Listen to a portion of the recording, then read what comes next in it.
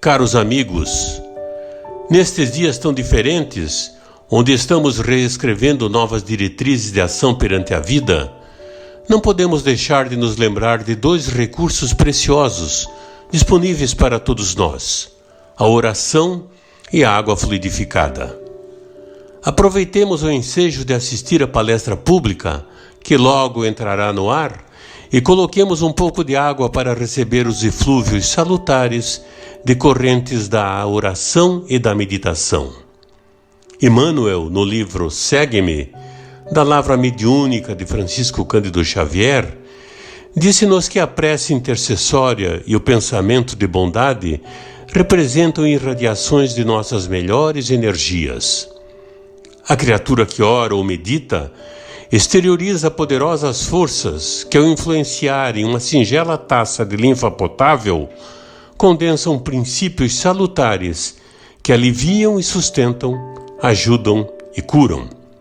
Aproveitemos, pois, esses instantes de profundas reflexões sobre os valores reais da vida para recolher estas bênçãos num pequeno gole de água pura que, de igual forma como aquelas que recebíamos nas nossas casas espíritas, irão dessedentar nossas almas e corações. Muita paz. Sociedade Espírita Renovação.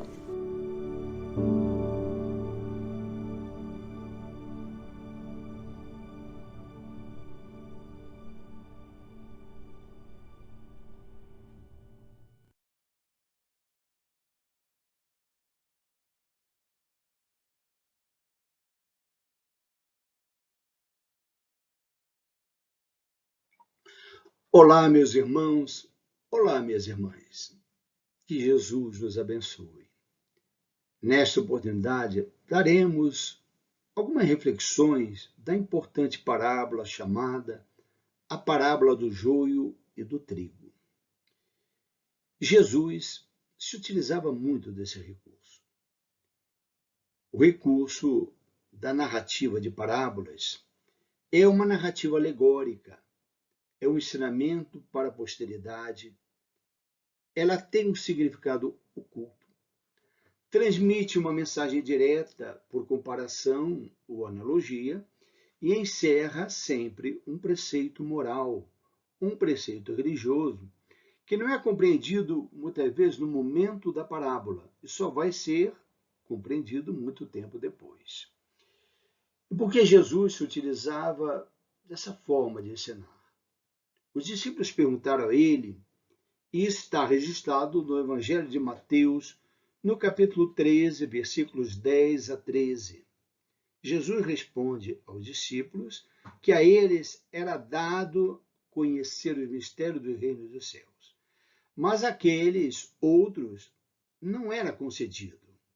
Faltava para eles um conhecimento, uma maturidade espiritual para a compreensão. Ele chegou a dizer que falava por parábolas porque eles, vendo, não veem, ouvindo, não ouvem e não entendem. Observem que isso é muito atual. Até hoje, nós temos dificuldade, às vezes, de aprofundar determinados textos para o seu sentido real. Nós não conseguimos captar a mensagem em função de complexidade do texto ou mesmo das nossas dificuldades íntimas de entendimento ou de falta de estudo. Observem que essa questão de compreensão de texto, e particularmente dos textos bíblicos, é uma preocupação do grande Carlos Torres Pastorino, na sua erudita obra A Sabedoria do Evangelho, que foi editada em 8 volumes e hoje está aberta, inclusive, como domínio público, disponível para download, basta buscar na internet. Na introdução dessa obra extensa, Pastorino lembra que os principiantes do estudo bíblico compreendem, de modo geral, a letra a que se apegam. É o sentido literal que eles conseguem somente extrair. Por exemplo, quando se observa que lá no livro de Gênesis diz que o mundo foi feito em 7 dias, aquele iniciante compreende que foram de fato 7 dias. Ele não consegue extrair que ali está um texto simbólico. Para isso, é necessário um pouco mais de atenção e de maior maturidade no entendimento. E, aos poucos, aquele iniciante vai compreendendo também as passagens e os textos e extrair o simbolismo numa compreensão alegórica, como no caso das parábolas. Mais tarde, mais evoluído, ele vai conseguindo observar determinados simbolismos que antes não conseguia compreender, até que chega ao entendimento, à compreensão, que Pastorino chama de espiritual ou mística, que é o mais alto grau de compreensão. Ali ele consegue penetrar, de fato, a verdade do ensinamento ali contido. Mas somente espíritos mais adestrados, mais experimentados, conseguem chegar a esse patamar.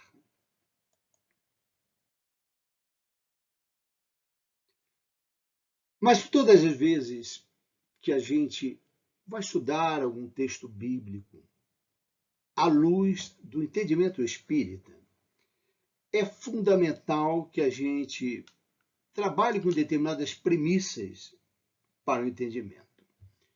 Qual é essa premissa fundamental? É lembrar que a doutrina espírita, o espiritismo, diferente de outras visões religiosas, ela não nasce de mais uma interpretação de uma compreensão bíblica.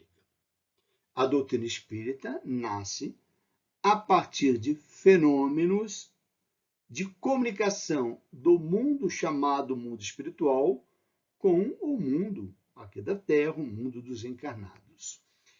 Foi no século XIX que Kardec, presenciando os fenômenos das mesas gigantes e observando que aqueles fenômenos tinham uma origem inteligente, eram espíritos que ali estavam se manifestando, e pôde com muito critério estudá-los detidamente, a ponto de selecionar essas comunicações, de atestar a realidade dos fenômenos e não a fraude. Foi possível, então, construir esse edifício chamado doutrina espírita e a codificação. Foi um grande trabalho realizado. Ele não nasce, portanto, o espiritismo a partir de uma interpretação. A doutrina espírita, ela chega a um texto bíblico depois. Ela chega a um texto bíblico com um embasamento do fenômeno, dos ensinamentos trazidos a partir do fenômeno, para uma melhor compreensão. Observem que lá no Evangelho segundo o Espiritismo, na introdução, Allan Kardec trabalha muito bem essas premissas. Ele chega a dizer que há só uma garantia séria com relação aos fenômenos e ao ensino dos espíritos. Qual é esse elemento balizador que Kardec observa? É a concordância entre os ensinamentos de vários espíritos das chamadas revelações trazidas pelos espíritos. E que essas revelações foram trazidas de forma espontânea e não foram revelações pré-concebidas. Quando Kardec observa o fenômeno, ele não diz que era um espírito. Somente quando aqueles fenômenos estavam começando a dar respostas inteligentes que Allan Kardec começa a estudar mais detidamente. Também observam que esses fenômenos e esses ensinamentos são dados por vários médios, uma variedade muito grande de médios intermediários, estranhos uns dos outros. E também esse fenômeno ocorre, essas comunicações se dando em vários lugares diferentes. Isso vai atestar a realidade do fenômeno. E Kardec também observa nessa introdução, logo no início da observação, com relação especificamente ao texto dos evangelhos, e por extensão a gente também amplia para uma compreensão bíblica, ele lembra que os evangelhos de Jesus, podem ser divididos didaticamente em 4 grandes partes. A primeira são aquilo que se refere aos atos comuns da vida do Cristo. O segundo, a divisão proposta, são os chamados milagres, que são muito bem trabalhados, por exemplo, no último livro da codificação espírita, a Gênese. Aliás, é a Gênese, os milagres, as predições segundo o Espiritismo. A terceira são exatamente essas predições e as palavras que a Igreja tomou, as religiões tomaram como fundamento de seus dogmas. E a quarta parte, que é o ensino moral, que Allan Kardec chega a dizer que nenhuma das visões religiosas que se baseiam, por exemplo, nos evangelhos e nesses textos, há qualquer divergência. A moral do Cristo é uníssona. A moral do Cristo é capaz, segundo as palavras do próprio Allan Kardec, até a própria incredulidade se curva, porque ela está fincada na lei da justiça, do amor e da caridade. Ainda diz, e é importante a gente frisar e mostrar para os nossos irmãos e irmãs, que nessa mesma introdução, Allan Kardec registra muitos pontos dos evangelhos, da Bíblia e dos autores sacros em geral, só são ininteligíveis, parecendo alguns até irracionais, por falta da chave que faculte se lhes aprenda o verdadeiro sentido. Essa chave está completa no Espiritismo, como já o puderam reconhecer os que têm estudado seriamente e, como todos, mais tarde, ainda melhor o reconhecerão. Observe, então, que o Espiritismo, não nascendo de mais uma interpretação, tendo uma gênese própria, a partir dos estudos categorizados, pormenorizados os fenômenos, vai chegar, então, a partir disso, com esse elemento de validade, chegar ao texto bíblico. E vai aqui se colocar como uma chave de interpretação. É o termo que Allan Kardec se utiliza. Chave para entender o verdadeiro sentido. Observem que eu costumo sempre utilizar uma figura matemática. Quando nós estudamos lá na matemática, nós estudamos que, por um ponto, é possível se traçar um número infinito de retas, mas por 2 pontos, somente uma reta nós teremos, ligada por esses 2 pontos. Porque 2 pontos definem uma reta e, portanto, uma direção segura no entendimento. É uma linguagem simbólica trazida da matemática que se aplica aqui. Como há uma infinidade de entendimentos, de traduções, de dogmatismos, a doutrina espírita vem esclarecer, dar os elementos para que a gente possa entender melhor esses textos. Ainda segue dizendo, as instruções que promanam dos espíritos são verdadeiramente as vozes do céu que vêm esclarecer os homens e convidá-los à prática do Evangelho. Observe que se a gente está fazendo um olhar para um texto bíblico com embasamento espírita, não é apenas para ampliar conhecimento. É que a instrução dos espíritos são voz do céu, mas que convidam à prática do Evangelho. Não basta que a gente apenas conheça, tenha um entendimento maravilhoso, um entendimento esclarecido, se não formos capazes de colocar em prática esses ensinamentos.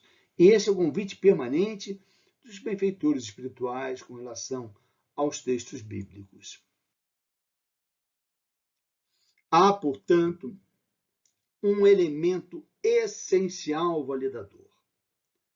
E está dito lá no capítulo 14 do Evangelho segundo o Espiritismo, no capítulo que fala honrai a vosso pai, a vossa mãe, quando Allan Kardec, lá no item 6, vai dizer assim: fato, porém, irrecusável é que a sua doutrina, se referindo à doutrina de Jesus, tem por base principal, por pedra angular, a lei do amor e da caridade. E quanto às eventuais aparentes contradições, ele diz: ora, não é possível que ele destruísse, se referindo aos ensinamentos de Jesus, de um lado o que de outro estabelecia a respeito das aparentes contradições, de onde esta consequência rigorosa. Aí, friso, sublinho, porque isso é fundamental. Se certas proposições suas se acham em contradição com aquele princípio básico de amor, de justiça, de caridade, é que as palavras que se lhe atribuem foram ou mal reproduzidas, ou mal compreendidas, ou não são suas. Ponto final. Por isso que nós, em doutrina espírita, não temos dogmatismos com relação ao texto bíblico. A nossa olhar, o nosso entendimento, ele está baseado nos ensinamentos dos espíritos e reconhecendo a grandeza dos textos bíblicos e a extraordinária lição que nos confere para colocá-las em prática. Agora, sempre, numa análise crítica, racional, de bom senso, de racionalidade. Vamos, então, à parábola do joio e do trigo, que está narrada naquele mesmo capítulo 13, aqui foi referida agora há pouco, em que Jesus ensinou os discípulos porque ele falava por parábolas. E um pouco mais adiante no mesmo capítulo é apresentado essa parábola. Vamos lê-la. O reino dos céus é semelhante a um homem que semeou boa semente no seu campo, mas, enquanto os homens dormiam, veio o inimigo dele, semeou o joio no meio do trigo e retirou-se. E quando a erva cresceu e produziu fruto, apareceu também o joio. Então, vindo os servos do dono da casa, lhe disseram: Senhor, não semeaste boa semente no teu campo? De onde vem, pois, o joio? Ele, porém, lhes respondeu: um inimigo fez isso. Mas os servos lhe perguntaram: queres que vamos e arranquemos o joio? Não, replicou ele, para que, ao separar o joio, não arranqueis também com ele o trigo. Deixai-os crescer juntos até a colheita. E no tempo da colheita, direi aos ceifeiros: ajuntai primeiro o joio, atai-o com feixes para ser queimado, mas o trigo recolhei-o no meu celeiro. Esta é, portanto, a parábola do joio e do trigo. É significativa e vamos tentar extrair alguns ensinamentos que estão velados por analogia e por comparação, como sugere o recurso alegórico da parábola. Para Lírio de Cerqueira Filho, há duas interpretações profundas, e ele deixa isso no livro, muito bom, por sinal, chamado parábolas terapêuticas. Há duas formas de interpretações. Uma proposta para ele, chamada a individual, e outra, um entendimento, uma interpretação coletiva. Vamos, então, verificar a questão da interpretação individual.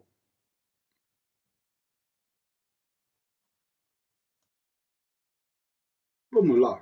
Quais são os elementos alegóricos da parábola? São 10. Vamos observar. O reino dos céus e o homem que semeou. A boa semente, o dormir, o inimigo, o joio, a retirada, o não arrancar o joio precocemente, o joio e trigo juntos até a colheita. Na colheita, ajuntar primeiro o joio para ser queimado e o trigo recolhido no celeiro. Agora vamos analisar cada elemento alegórico a partir da própria parábola. E é preciso observar, em primeiro lugar, que não há uma única interpretação, não uma interpretação verdadeira ou falsa. O que vamos propor é uma interpretação que possa levar a uma conclusão em conformidade com a moral do Cristo. Se tivermos uma interpretação diversa e chegarmos a uma conclusão compatível com essa moral, terá sido válida a nossa análise. Aqui, então, vamos analisar e sugerir uma forma de entendimento, uma forma de interpretação.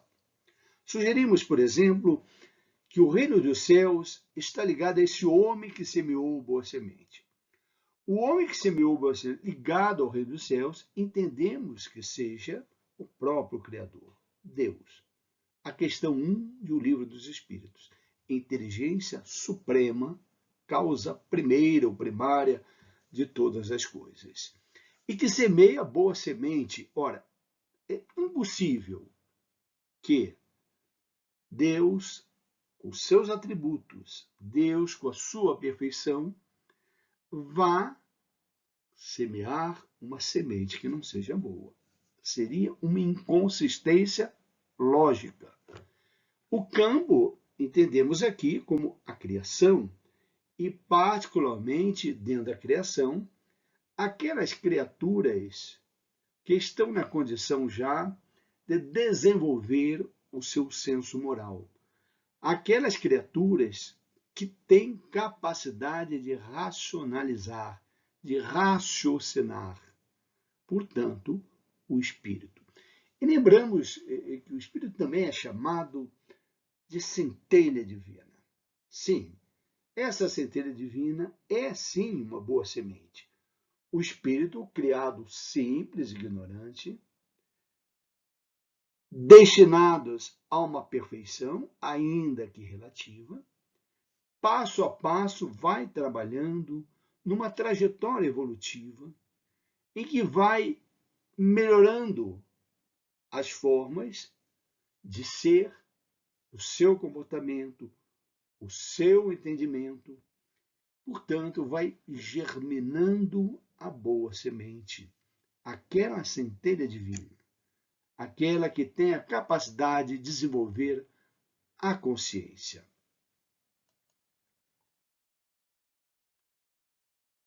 E quando a gente fala de centelha divina, vamos ao comentário de Allan Kardec com relação a essa questão. O homem possui sua própria alma ou espírito, centelha divina, que lhe confere o senso moral, um alcance intelectual. E é também próprio dessa centelha divina a questão da consciência. Vamos lembrar,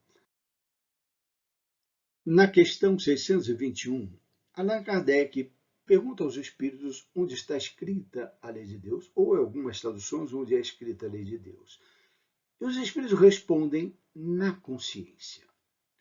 Isso significa que é a forma como o espírito vai desenvolvendo, aquela centelha divina vai desenvolvendo o seu senso moral. Ele vai tendo a possibilidade de auscultar a sua consciência essa marca divina, para verificar as leis de Deus, ainda que de forma intuitiva. Ele vai, aos poucos, distinguindo, por exemplo, o que é bem do que é mal. E os espíritos dizem que bem é tudo aquilo que está conforme a lei de Deus, e mal tudo aquilo que se afasta ou tenta colocar obstáculo à lei de Deus. Vai sendo o progresso da boa semente, até que possa um dia germinar e ser colhida na medida do possível, sem as suas impurezas. Na sequência, a parábola diz: mas enquanto os homens dormiam, veio o inimigo dele, semeou o joio no meio do trigo e retirou-se. É significativo a simbologia de dormir. O que seria o dormir? Ora, nós lembramos de uma passagem com Jesus, que traz um ensinamento importantíssimo quanto a essa questão. Ele, nos momentos finais de sua existência terrena, já quase para ser preso, ele vai orar acompanhado de 3 dos seus queridos discípulos, Pedro, João e Tiago. Ele pede que eles ali permaneçam em vibração, enquanto ele orava, que houvesse uma sustentação vibratória. E quando ele retorna, ele verifica que os 3 discípulos queridos estão dormindo. Ele tenta acordá-los, repreendê-los, chega a dizer: não pode, ao menos 1 hora velar comigo? Mas mesmo assim, ele compreende a fraqueza e a invigilância dos seus queridos companheiros de jornada terrena, na condição de aprendizes do seu ensinamento sublime. Ele volta por outras 2 vezes e eles permanecem dormindo. É a invigilância, são os nossos cochilos, são os nossos tropeços, que fazem com que a gente vá angariar os joios da vida, as impurezas. Veio o inimigo dele. Quem é o inimigo? Qual é o nosso maior inimigo? Senão nós mesmos. Não é algo externo. A nossa maior dificuldade é conosco mesmo. O filósofo Thomas Hobbes costumava dizer de que o homem é o lobo do próprio homem. Ele entendia que o homem era mau por natureza. Ele não conhecia a doutrina espírita. Ele não conhecia que o espírito fora criado simples, ignorância, e que aos poucos, pelo seu livre-arbítrio, ele vai cultivando os seus próprios joios. E, na condição de imperfeito, dá a impressão de que ele é mau por natureza. É que a sua natureza não é que ele seja mau, ele é uma boa semente. O que ocorre é que ele é um espírito imperfeito. Ele carrega os seus joios. E carregando os seus joios, a sua impureza, ele dá essa impressão de que ele é naturalmente mau. Não, não é verdade. E ele propunha, na época, que para frear essa disposição para o mal, que houvesse metaforicamente uma espécie de contrato social, né? Ele e os demais filósofos chamados contratualistas que vieram. Ele é do século XVI para o século XVII.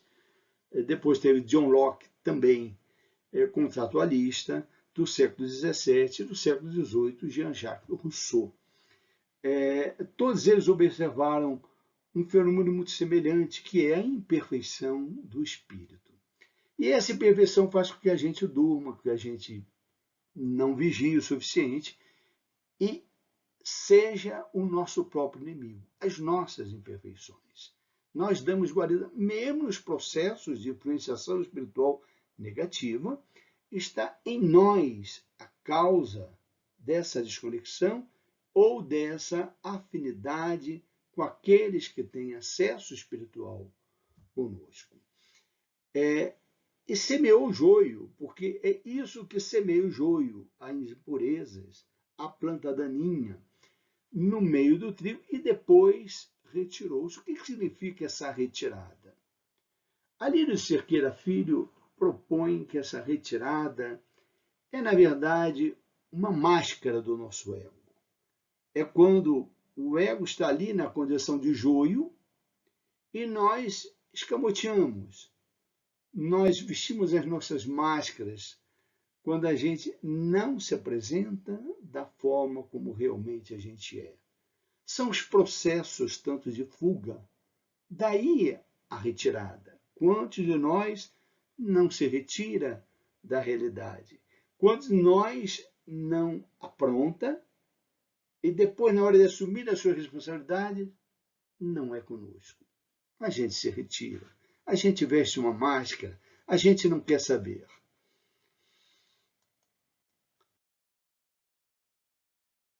Isso lembra também uma passagem de Emmanuel no livro Caminho, Verdade e Vida, que é Porque Dormimos, né?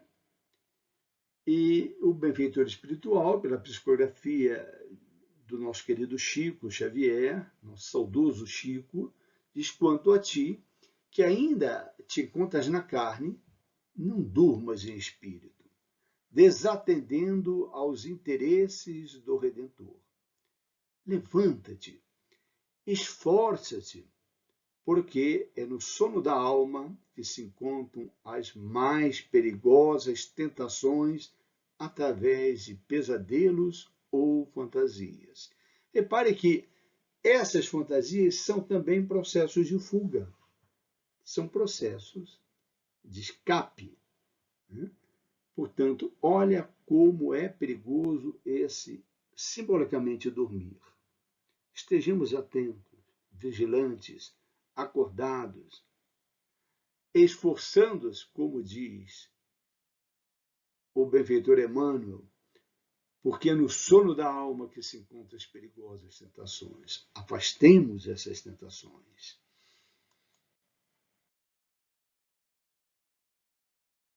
E continuando na parábola, então, vindo os servos do dono da casa, lhe disseram: Senhor, não semeaste boa semente no teu campo? De onde vem, pois, o joio? Isso é uma pergunta interessante, né? De onde vem o joio? Como se o joio simplesmente aparecesse do nada. Quando ele não fosse criado por nós mesmos, pela nossa vigilância, como nós vimos, pelas nossas vulnerabilidades, pelos nós mesmos, na condição de nossos próprios inimigos. Ele, porém, lhes respondeu: o inimigo fez isso. Mas os servos lhe perguntaram: queres que vamos e arranquemos o joio? Sim, ele localizou no inimigo, aquele inimigo interno. Não. Replicou ele: para que, ao separar o joio, não arranqueis também com ele o trigo. Aqui é uma questão importante, porque nós só conseguimos erradicar os nossos joios depois de esforço. Somente depois de muita perseverança, do autoconhecimento. Caso contrário, nós não consolidamos as nossas conquistas. E muitas vezes a gente quer fazer maior esforço do que nos é possível. E aquelas conquistas, aquelas virtudes que ainda não são consolidadas, se desequilibram e deixam de ser virtudes para serem vícios, serem paixões. na perspectiva aristotélica, que diz que as virtudes estão no justo meio termo, no equilíbrio, e que toda virtude que se designa deixa de ser, portanto, virtude e passa a ser uma paixão, um equívoco, um vício.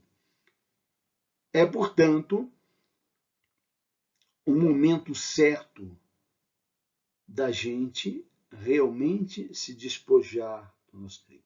É um processo de despojar do nosso joio para manter o nosso trigo. É um processo, não é um estalar de dedos, não é uma fórmula pronta, não é um momento mágico, um momento miraculoso. Isso que nós devemos estar atentos, para que perseveremos e, com o tempo, vamos conseguindo se despojar do nosso joio, como diz na sequência da própria parábola. Aqui nós temos uma anotação de Eliseu Rigonati no seu livro O Evangelho dos Humildes. Esta parábola nos explica por que na terra o mal existe ao lado do bem. Por isso, os mentores espirituais toleram condescendentemente, porque sabem que no futuro esses defeitos desaparecerão no momento oportuno. Por isso, esses benfeitores têm tanta paciência para com as nossas dificuldades. Aquelas vezes que a gente, por esforços, conquista alguma coisa, mas não consolida, e daqui a pouco tropeça de novo, cai, se submete às tentações, e daqui a pouco levantamos, sacudimos a poeira e seguimos em frente. É, como foi dito, é um processo, não é uma fórmula mágica.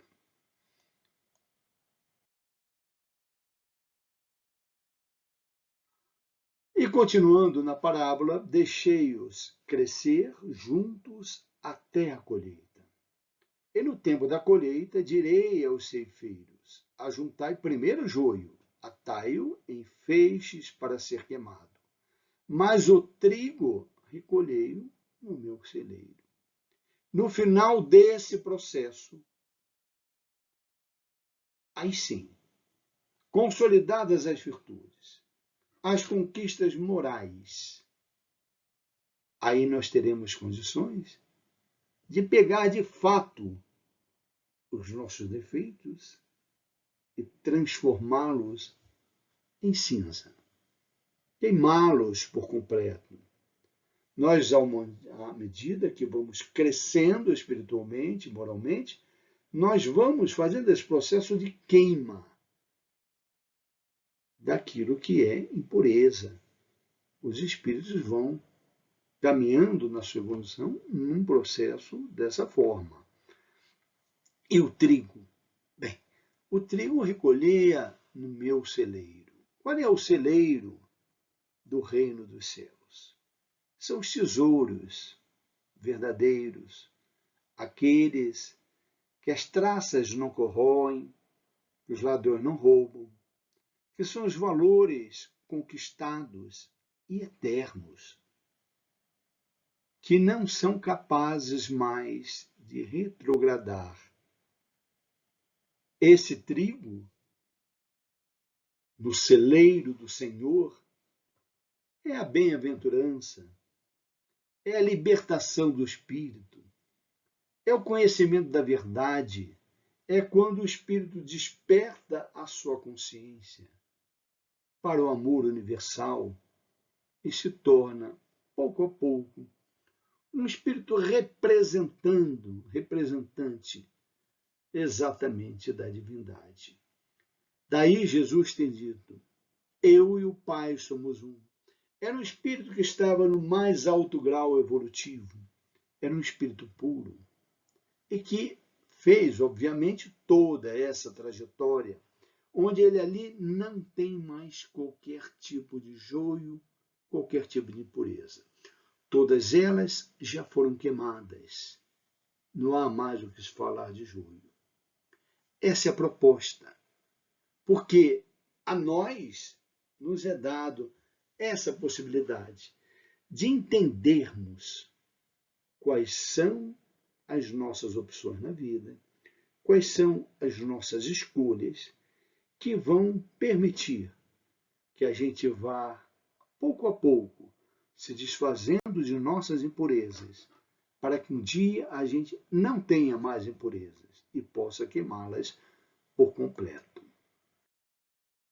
Mas há também, segundo Alírio de Cerqueira Filho, no seu livro Parábolas Terapêuticas, uma possibilidade de interpretação coletiva. Nessa interpretação, diz Alírio, coletivamente, o trigo representa todas as pessoas que desejam o bem e fazem esforços para praticá-lo. O joio representa aqueles que se comprazem com o mal. É, portanto, uma dimensão não mais individual e coletiva, agora coletiva. Aquelas impurezas são representadas agora por pessoas ainda que não conquistaram sua evolução moral e estão identificadas com o mal na condição de ausência de bem, ou aquilo que se opõe, na verdade, ao bem. Nessa perspectiva, vale a questão 642 e o Livro dos Espíritos.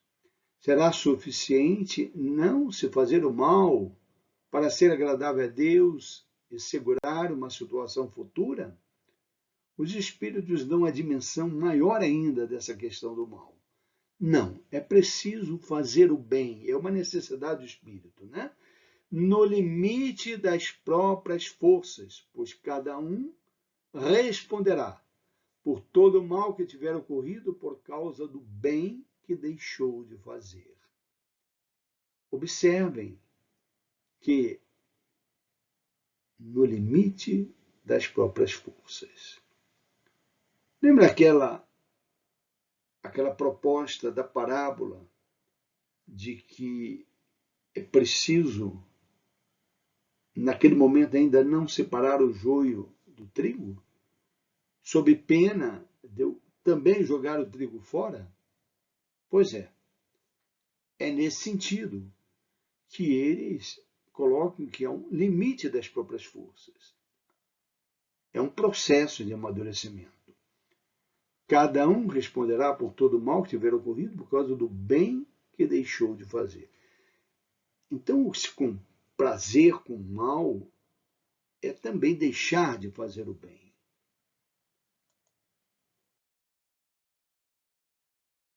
Os ceifeiros são os espíritos elevados, encarregados de fazerem a seleção entre o joio e o trigo. Observem que aqueles ceifeiros vão perguntar sempre ao Senhor: o que queres que eu faça? Como eu devo fazer? Quer que eu arranque? E o Senhor orienta. Os ceifeiros são esses espíritos, estão sob ordens do Senhor e objetivando o nosso bem. Aqui nós temos uma outra possibilidade de entendimento dessa simbologia de separar o joio do trigo. Ela vem a partir de uma comunicação do Espírito Erasto, que está no Livro dos Médiuns, no capítulo 20, que trata da influência moral do médium. Inicialmente, nós poderemos até achar que aquela comunicação foi dada com relação à autenticidade das mensagens, à seriedade dos médiums, e que se aplica tão somente a esse campo. Mas se observarmos bem o conteúdo da mensagem, ela tem aplicação ampla, geral e restrita. Ela é capaz de servir para a mediunidade e tudo mais. Vamos ver trechos dessa comunicação significativa. Diz o espírito Erasto, na dúvida, abstente. Diz um dos vossos velhos provérbios. Não admitais, portanto, senão o que seja aos vossos olhos de manifesta evidência. E ele vai mostrando que separar o joio do trigo também pode ser entendido como um discernimento, como uma análise, em que nós somos obrigados a fazer separação do que presta e do que não presta, daquilo que é puro e daquilo que é impuro, aquilo que nos convém ou não. E o parâmetro é, primeiro, manifesta evidência. E é atualíssima essa mensagem no momento que a gente tem visto tantos absurdos, né? Tanto verdadeiros terraplanismos, que aí estão sem um menor cabimento. Aquilo que a evidência por só já desconstrói, basta uma análise que não seja rasa, que seja coerente, que a gente destrói. Isso era aplicado às comunicações e ao comportamento dos médios, mas serve para tudo, como foi dito. Diz ainda, desde que uma opinião nova venha a ser expedido, por mais que pareça duvidosa, fazei-a passar pelo crisol da razão, da lógica e rejeitai o que a razão e o bom senso reprovarem. Olha como é rico. Recusai o que a razão e o bom senso reprovarem. E cabe sempre a pergunta, será que é razoável? Né? Hoje se passa tanta bobagem em redes sociais. Ele faz essa pergunta óbvia. Né? Tantas mentiras, pós-verdades, fake news. Será que não está na hora de utilizar um pouco essa parábola também de separar o joio do trigo, nesse sentido proposto por Erasto? Fazer passar pelo crisol da razão e da lógica. A lógica significa que é preciso que haja uma consistência. Se a premissa for equivocada, a conclusão também será equivocada. É preciso uma análise criteriosa. E diz ainda que é fundamental a prudência. É melhor repelir 10 verdades do que admitir uma única falsidade. Uma só teoria errônea. Isso é na veia, como a gente pode dizer no popular. Separar o joio do trigo. A gente não aceitar qualquer coisa, seja de quem for. Porque não é o critério da autoridade. Aliás, Allan Kardec não se utilizou do critério da autoridade. Mesmo médiuns confiáveis, pessoas sérias, eram passados por esse crivo da razão. Ele não aceitava qualquer informação. Era preciso fazer essa análise. E na dúvida, abstenha-se.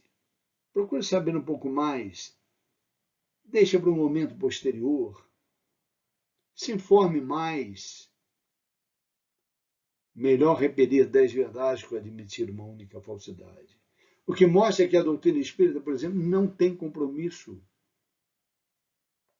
com ideias equivocadas. Nosso compromisso é com a verdade. Aliás, Jesus disse, conhecereis a verdade, e a verdade vos libertará. E dentro dessa máxima ensinada por Jesus, está subentendida uma outra, derivada dessa. Acaitai a mentira e ficarás presa a essa mentira. Isso é decorrente, isso é lógica.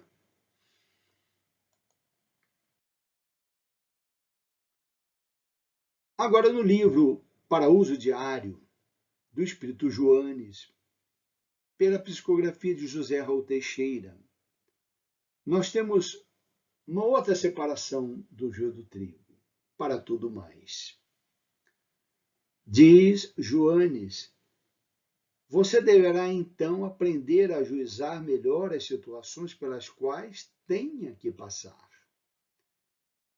Deverá aprender a perdoar, a compreender, a respeitar diferenças, a falar menos, a penetrar melhor as razões das coisas, a condenar menos, a ser mais indulgente. Joanes aqui nos convida a separar o joio do trigo pelo nosso discernimento. Por prestar atenção naquilo que não pode ser tratado de forma superficial e rasa. Aprender a juizar melhor as situações pelas quais tem que passar. Aprender a perdoar, a compreender, a respeitar diferenças, a falar menos, a penetrar melhor as razões das coisas. Falar menos significa assim, vamos ouvir mais, vamos prestar mais atenção, vamos ter uma maturação melhor de nossas próprias ideias. Vamos verificar se nelas não tem preconceito, que são conceitos antecipados, se realmente a gente está abalizado para emitir nossas opiniões, condenar menos e ser mais indulgente, entender as falhas dos outros como nós gostaríamos também que entendessem as nossas. É semelhante à proposta de perdão na oração do Pai Nosso. E o Espírito Pascal, no Evangelho segundo o Espiritismo, no capítulo 11, amar o próximo como a ti mesmo, nos deixa um convite. Começai vós por dar o exemplo. Sede caridosos para com todos indistintamente. Esforçai-vos por não atender nos que vos olham com desdém e deixai a Deus o encargo de fazer toda a justiça. A Deus que todos os dias separa no seu reino o joio do trigo. Esse convite do Espírito Pascal é para que busquemos amadurecer o nosso senso moral. Pelo exemplo. Não cobremos exemplo dos outros, mas devemos fornecer o nosso próprio. Aliás, Jesus fez isso. Há 2000 anos atrás, veio nos dar exemplo. Nos ensinou, mas deu o exemplo. O exemplo nos arrasta. O bom exemplo nos arrasta. Sede caridosos. Se nós queremos diminuir as impurezas na nossa trajetória, queremos chegar a um ponto de poder queimar efetivamente o nosso joio, é preciso praticar a caridade. Porque fora dela, Allan Kardec bem anotou, não há possibilidade de salvação. Não há possibilidade de depositarmos o trigo no celeiro do Senhor. Atentar para a necessidade de que devemos ser justos, procurar a justiça. Isso vai diminuir as impurezas, mas entendendo que somente a justiça divina é a justiça perfeita. Na vida, há injustiças, há pessoas injustas e não podemos ter qualquer pacto com injustiça. Mas devemos entender que a justiça maior ela se faz com mecanismos que tantas vezes desconhecemos, mas que conhecemos as leis que regem. É preciso lembrar, como diz Pascal, que todos os dias, a todo momento, no seu reino, o reino dos céus, o joio é separado do trigo, e que floresce o trigo verdadeiro no celeiro do Senhor.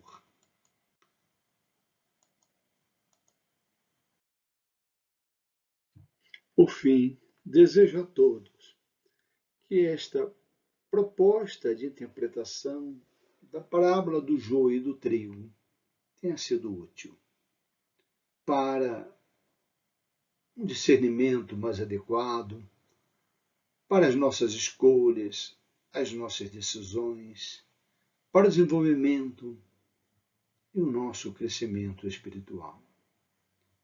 O importante não é saber se há um entendimento correto ou não, como foi dito. É apenas um exercício de reflexão. O que importa mesmo é a conclusão moral.